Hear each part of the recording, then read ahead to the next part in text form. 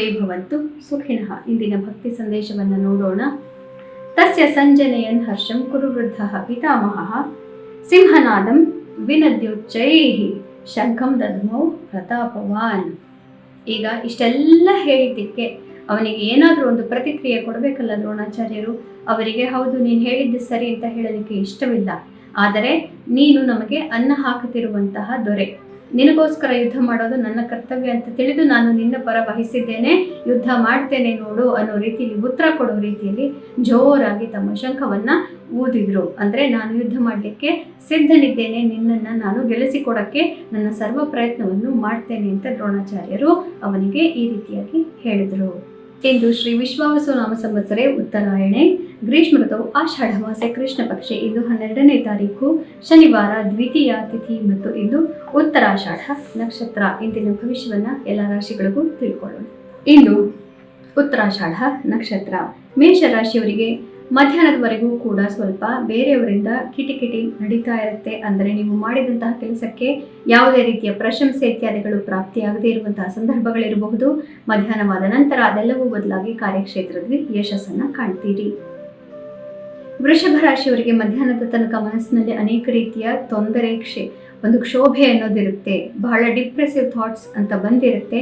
ಮಧ್ಯಾಹ್ನವಾದ ನಂತರ ಅದೆಲ್ಲವೂ ಕ್ಲಿಯರ್ ಆಗುತ್ತೆ, ಭಾಗ್ಯೋದಯವಾಗುತ್ತೆ, ಮನಸ್ಸಿಗೆ ನೆಮ್ಮದಿ ಪ್ರಾಪ್ತಿಯಾಗುತ್ತೆ. ಮಿಥುನ ರಾಶಿಯವರಿಗೆ ಮಧ್ಯಾಹ್ನದವರೆಗೂ ಕೂಡ ಎಲ್ಲವೂ ಚೆನ್ನಾಗಿ ಸೌಹಾರ್ದಕರವಾಗಿ ನಡ್ಕೊಂಡು ಹೋಗ್ತಾ ಇರುತ್ತೆ. ಮಧ್ಯಾಹ್ನವಾದ ನಂತರ ಸ್ವಲ್ಪ ಕಿರಿಕಿರಿ ಶುರುವಾಗುತ್ತೆ. ನಿಮ್ಮ ಅತಿ ಮುಖ್ಯವಾದಂತಹ ದಾಂಪತ್ಯ ಅಥವಾ ಪಾರ್ಟ್ನರ್ಶಿಪ್ಗಳಲ್ಲಿ ಸ್ವಲ್ಪ ಒಡಕು ಉಂಟಾಗೋದಿದೆ. ಅದರಿಂದ ಮಧ್ಯಾಹ್ನದ ಮೇಲೆ ಮಾತು ಕಡಿಮೆ ಮಾಡೋದು ಒಳ್ಳೆಯದು. ಕರ್ಕ ರಾಶಿಯವರಿಗೆ ಮಧ್ಯಾಹ್ನದವರೆಗೂ ಕೂಡ ನೀವು ಹೇಳಿದ್ದೆಲ್ಲ ನಡೀತಾ ಇರುತ್ತೆ. ಶತ್ರುನಾಶ, ಶತ್ರುಗಳು ಹಿಮ್ಮೆಟ್ಟುತ್ತಾರೆ, ಆರೋಗ್ಯದಲ್ಲಿ ಸುಧಾರಣೆ. ಮಧ್ಯಾಹ್ನವಾದ ನಂತರ ದಾಂಪತ್ಯದಲ್ಲಿ ಸಾಮರಸ್ಯ, ಮಿತ್ರರ ಜೊತೆಗೆ ಬಹಳ ಒಳ್ಳೆಯ ಸಮಯವನ್ನ ಕಳಿತೀರಿ.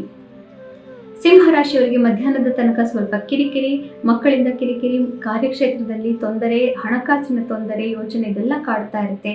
ಮಧ್ಯಾಹ್ನವಾದ ಮೇಲೆ ಎಲ್ಲ ಸಮಸ್ಯೆಗಳು ಪರಿಹಾರವಾಗಿ ಬಿಡುತ್ತೆ.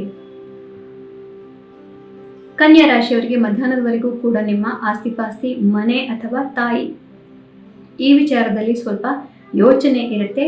ಮಧ್ಯಾಹ್ನವಾದ ನಂತರ ಈ ಯೋಚನೆ ಅಥವಾ ನಿಮ್ಮ ಜವಾಬ್ದಾರಿಗಳು ಮಕ್ಕಳು ಅಥವಾ ನಿಮ್ಮ ಇನ್ವೆಸ್ಟ್ಮೆಂಟ್ಗಳ ಕಡೆ ತಿರುಗತ್ತೆ.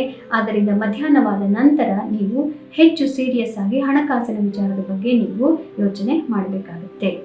ತುಲಾ ರಾಶಿಯವರಿಗೆ ಇದು ಮಧ್ಯಾಹ್ನದವರೆಗೂ ಕೂಡ ನಿಮ್ಮ ಆತ್ಮವಿಶ್ವಾಸ ತುಂಬ ಚೆನ್ನಾಗಿರುತ್ತೆ. ಏನು ಬೇಕಾದರೂ ಸಾಧಿಸಬಹುದು, ಎಲ್ಲವೂ ನಡೆಯುತ್ತೆ ಅನ್ನೋ ರೀತಿಯಲ್ಲಿ ಇರುತ್ತೆ. ಮಧ್ಯಾಹ್ನವಾದ ನಂತರ ಮನಸ್ಸಿಗೆ ಕಿರಿಕಿರಿ ಶುರುವಾಗುತ್ತೆ. ಮನೆ, ಸಂಸಾರ ಅಥವಾ ಆಸ್ತಿಪಾಸ್ತಿ ಅಥವಾ ತಾಯಿ ಇವುಗಳಿಂದ ಸ್ವಲ್ಪ ಯೋಚನೆ, ಜವಾಬ್ದಾರಿಗಳು ಹೆಚ್ಚಾಗೋದ್ರಿಂದ ನಿಮ್ಮ ಸಾಮಾಜಿಕ ಜೀವನದ ಬಗ್ಗೆ ಸ್ವಲ್ಪ ಆಸಕ್ತಿ ಕಡಿಮೆ ಆಗುತ್ತೆ, ಟೈಮ್ ಕಡಿಮೆ ಆಗುತ್ತೆ, ಮನೆಯ ಬಗ್ಗೆ ಗಮನ ಕೊಡಲೇಬೇಕಾಗತ್ತೆ. ವೃಶ್ಚಿಕ ರಾಶಿಯವರಿಗೆ ಮಧ್ಯಾಹ್ನದವರೆಗೂ ಕೂಡ ನಿಮ್ಮ ಮನೆಯ ತೊಂದರೆಗಳಿಂದ ಮನಸ್ಸಿಗೆ ಸ್ವಲ್ಪ ಕ್ಲೇಶ ಆಗ್ತಾ ಇರುತ್ತೆ. ಸಂಸಾರ ಅಂದರೆ ಇಷ್ಟೇನೆ, ಬೇಜಾರಾಗೋಯ್ತು ಅನ್ನೋ ರೀತಿಯಲ್ಲಿ ಅಂದ್ಕೊಳ್ತಾ ಇರ್ತೀರಾ. ಮಧ್ಯಾಹ್ನವಾದ ಮೇಲೆ ಮಿತ್ರರಿಂದ ಮತ್ತೆ ಬಂಧುಗಳಿಂದ ಹಾಗೂ ಸಹೋದರ ಸಹೋದರಿಯರಿಂದ ಮನಸ್ಸಿಗೆ ಸುಖವಾಗುವಂತಹ, ಸಂತೋಷವಾಗುವಂತಹ ಒಂದು ನ್ಯೂಸ್ ಅಥವಾ ಬದಲಾವಣೆ ನಿಮಗೆ ಬರೋದ್ರಿಂದ ಆತ್ಮವಿಶ್ವಾಸ ಹೆಚ್ಚಾಗಿ ಕಾರ್ಯದಲ್ಲಿ ಯಶಸ್ಸನ್ನು ಕಾಣ್ತೀರಿ. ಧನುರಾಶಿಯವರಿಗೆ ಮಧ್ಯಾಹ್ನದ ತನಕ ನಿಮ್ಮ ಒಂದು ವ್ಯಕ್ತಿತ್ವ ಅಥವಾ ನಿಮ್ಮ ಒಂದು ಪರ್ಸನಲ್ ಪವರ್ ಅಂತ ಹೇಳ್ತೀವಿ, ಅದರಿಂದ ಬೇರೆಯವರ ಜೊತೆ ಬಹಳ ಚೆನ್ನಾಗಿ ನಡ್ಕೊಂಡು ಹೋಗ್ತಾ ಇರುತ್ತೆ. ಮಧ್ಯಾಹ್ನವಾದ ನಂತರ ನಿಮ್ಮದು ಒಂದು ಸ್ವಲ್ಪ ಓವರ್ ಕಾನ್ಫಿಡೆನ್ಸ್ ಆಯಿತು ಅಂತ ಮನೆಯವರು ಹೇಳಲಿಕ್ಕೆ ಶುರು ಮಾಡಬಹುದು. ಇದರಿಂದ ಸ್ವಲ್ಪ ಮನೆ ಒಳಗೆ ಕಿರಿಕಿರಿ ಹೆಚ್ಚಾಗಬಹುದು. ನೀವು ಸ್ವಲ್ಪ ಸೋಷಿಯಲ್ ಲೈಫ್ ಇತ್ಯಾದಿಗಳನ್ನು ಕಡಿಮೆ ಮಾಡಿ ಮನೆಯ ಬಗ್ಗೆ ಗಮನ ಕೊಡಿ ಅನ್ನುವಂತಹ ಮಾತನ್ನು ಇವತ್ತು ನೀವು ಕೇಳಬೇಕಾಗಿ ಬರಬಹುದು. ಮಕರ ರಾಶಿಯವರಿಗೆ ಮಧ್ಯಾಹ್ನದ ತನಕ ಮನಸ್ಸಿಗೆ ನೆಮ್ಮದಿ ಇರೋದಿಲ್ಲ. ಮಧ್ಯಾಹ್ನವಾದ ಮೇಲೆ ಮಂಜು ಕರಗಿದಂತೆ ಎಲ್ಲ ಯೋಚನೆಗಳು ಕರಗಿ ಹೋಗುತ್ತೆ. ಮುಂದೆ ಏನು ಮಾಡಬೇಕು, ಯಾವ ರೀತಿ ನಾನು ಮುಂದೆ ಹೋಗಬೇಕು ಅನ್ನುವಂತಹ ಮಾರ್ಗದರ್ಶನ ನಿಮಗೆ ಪ್ರಾಪ್ತಿಯಾಗುತ್ತೆ. ಧ್ಯಾನಾದಿಗಳಿಂದ ನಿಮ್ಮ ಒಂದು ಯಶಸ್ಸು ಹೆಚ್ಚಾಗುತ್ತೆ. ಕುಂಭರಾಶಿಯವರಿಗೆ ಮಧ್ಯಾಹ್ನದವರೆಗೂ ಕೂಡ ಫನ್ ಅಂಡ್ ಫ್ರಾಲಿಕ್ ಅದೆಲ್ಲ ಮುಂದೆವರಿಯುತ್ತೆ. ಬಹಳ ಸಂತೋಷ ಪಡ್ತೀರಿ, ನಕ್ಕೊಂಡು ಬೇರೆಯವರ ಜೊತೆ ಬಹಳ ಚೆನ್ನಾಗಿ ನೀವು ವ್ಯವಹಾರಗಳನ್ನು ಮಾಡ್ಕೊಂಡಿರ್ತೀರಿ. ಮಧ್ಯಾಹ್ನವಾದ ಮೇಲೆ ಏನೋ ಒಂದು ಸಣ್ಣ ವ್ಯತ್ಯಾಸ ಆಗತ್ತೆ. ಇದರಿಂದ ಯಾರು ನಿಮ್ಮದ್ರನ್ನೇ ಬಹಳ ಚೆನ್ನಾಗಿ 2 ದಿನದಿಂದ ಮಾತಾಡ್ತಾ ಇದ್ರೋ ಅವರೇ ನಿಮ್ಮನ್ನು ಸ್ವಲ್ಪ ದೂರ ಇಡುವಂತಹ ಸಂದರ್ಭ ಕ್ರಿಯೇಟ್ ಆಗಬಹುದು. ಆದ್ದರಿಂದ ಮಾತಿನ ಬಗ್ಗೆ ಗಮನವಿರಲಿ. ಮೀನರಾಶಿಯವರಿಗೆ ಮಧ್ಯಾಹ್ನದ ತನಕ ಕಾರ್ಯಕ್ಷೇತ್ರದ ಜವಾಬ್ದಾರಿಗಳು ಇತ್ಯಾದಿ ಅನೇಕ ತೊಂದರೆಗಳಿಂದ ಸ್ವಲ್ಪ ಹೆಚ್ಚು ಸುಸ್ತಾಗ್ತಾ ಇರುತ್ತೆ. ಆದರೆ ಮಧ್ಯಾಹ್ನವಾದ ನಂತರ ಸಂತೋಷ ಪಡುವಂತಹ ಒಂದು ಮೂಡ್ ಕ್ರಿಯೇಟ್ ಆಗುತ್ತೆ. ಇದರಿಂದ ಮಿತ್ರರ ಜೊತೆ ನೀವು ಪಿಕ್ನಿಕ್ ಇತ್ಯಾದಿಗಳಿಗೆ ಹೋಗಬಹುದು, ಆಚೆ ಹೋಗಬಹುದು. ಮಿತ್ರರಿಂದ ಇಷ್ಟಾರ್ಥ ಸಿದ್ಧಿ, ಧನಲಾಭವಾಗುವಂತಹ ಸಾಧ್ಯತೆಗಳು ಕೂಡ ಇರುತ್ತೆ. ಪಾರ್ಟಿಯಿಂಗ್ ಮೂಡ್ ಬರುತ್ತೆ. ಆದ್ದರಿಂದ ಮಧ್ಯಾಹ್ನವಾದ ಮೇಲೆ ಇವತ್ತು ಬಹಳನೇ ಒಳ್ಳೆಯದನ್ನು ನೀವು ನೋಡ್ತೀರಿ. ಪುನಃ ನಾಳೆ ನಾನು ನಿಮ್ಮ ಭವಿಷ್ಯದೊಂದಿಗೆ ನಿಮ್ಮೆದುರಿಗೆ ಬರ್ತೇನೆ.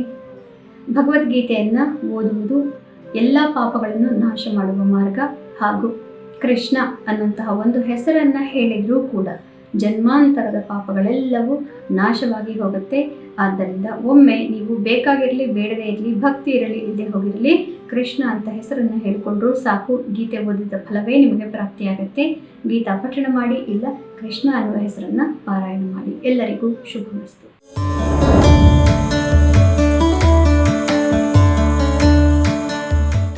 ನಿಮ್ಮ ಕುಟುಂಬಕ್ಕೊಂದು ಪರಿಪೂರ್ಣ ಯೂಟ್ಯೂಬ್ ಚಾನಲ್. ಇಂಟ್ರೆಸ್ಟಿಂಗ್ ಮತ್ತು ಇನ್ಫಾರ್ಮೇಟಿವ್ ವಿಡಿಯೋಗಳನ್ನು ಮಿಸ್ ಮಾಡ್ಕೋಬೇಡಿ. ಈಗಲೇ ಸಬ್ಸ್ಕ್ರೈಬ್ ಮಾಡಿ.